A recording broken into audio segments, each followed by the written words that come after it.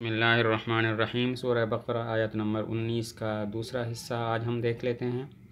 یجعلون اصابعہم فی آذانہم من الصواعق حذر الموت واللہ محیط بالکافرین۔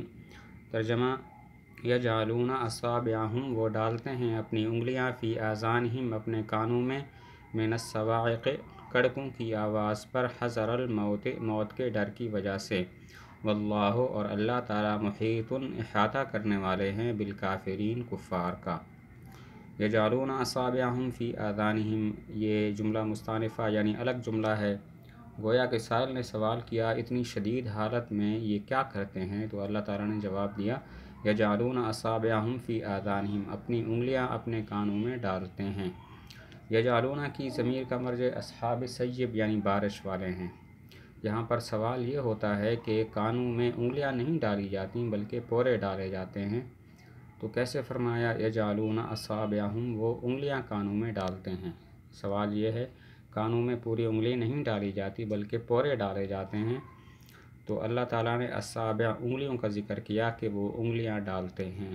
جواب اس کے دو ہیں۔ پہلا جواب یہ ہے کہ یجعلون اصابعہم مبالغہ کے طور پر ہے کہ خوف اتنا شدید ہوتا ہے کہ اگر ان کا بس چلے تو پوری انگلیاں کانوں میں ڈال دیں۔ پہلا جواب یہ ہے، یہ بطور مبالغہ کے ہے کہ خوف اتنا زیادہ ہوتا ہے کہ اگر ان کا بس چلے تو اپنی پوری کی پوری انگلیاں جو ہیں وہ کانوں میں ڈال دیں۔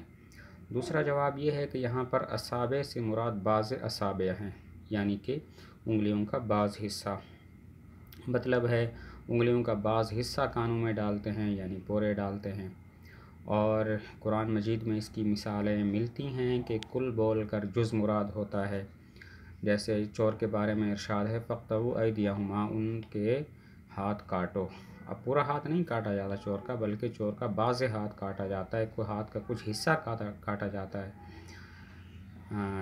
تو جس طرح وہاں پر عید سے مراد بعض عید ہے، ید سے مراد بعض ید ہے یعنی ہاتھ کا حصہ، اسی طرح یہاں پر بھی اصابع سے مراد بعض اصابع یعنی انگلیوں کا ایک حصہ جو کہ پورے ہیں۔ دوسرا جواب یہ ہوا کہ اصابع سے مراد بعض اصابع یعنی بعض انگلیوں کا کچھ حصہ یعنی پورے کانوں میں ڈالتے ہیں، اور قرآن مجید میں اس کی مثال ملتی ہے کہ کل بول کر جز مراد ہو، جیسے چور کے بارے میں ہے فَاقْطَعُوا أَيْدِيَهُمَا، ان کے ہاتھ کاٹو۔ یہاں پر ہاتھ سے مراد بعض ہاتھ ہے، ہاتھ کا کچھ حصہ، اسی طرح اصابع سے مراد بعض اصابع ہے۔ من الصواعق، صاعقۃ کی جمع ہے، صاعقہ اس سخت آواز اور کڑک کو کہتے ہیں کہ جس کی وجہ سے انسان یا تو مر جائے یا پھر بے ہوش ہو جائے۔ مراد ہے آگ کی ایسی سخت آواز کہ جس چیز پر بھی وہ گزرے اسے ختم کر دے۔ صواعق صاعقۃ کی جمع ہے، اور صاعقہ کہتے ہیں اس کڑک کو کہ جس کی وجہ سے انسان یا مر جائے یا بے ہوش ہو جائے، اور مراد آگ کی وہ کڑک ہے، آگ کی وہ آواز ہے کہ جس چیز پر بھی گزرے اسے ختم کر ڈالے۔ واللہ محیط بالکافرین، اللہ کفار کا احاطہ کرنے والے ہیں۔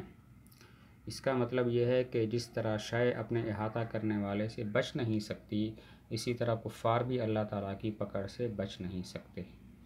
جس طرح کوئی چیز ہو وہ اپنے احاطہ کرنے والے سے بچ نہیں سکتی، اسی طرح کفار بھی اللہ تعالیٰ کی پکڑ سے بچ نہیں سکتے۔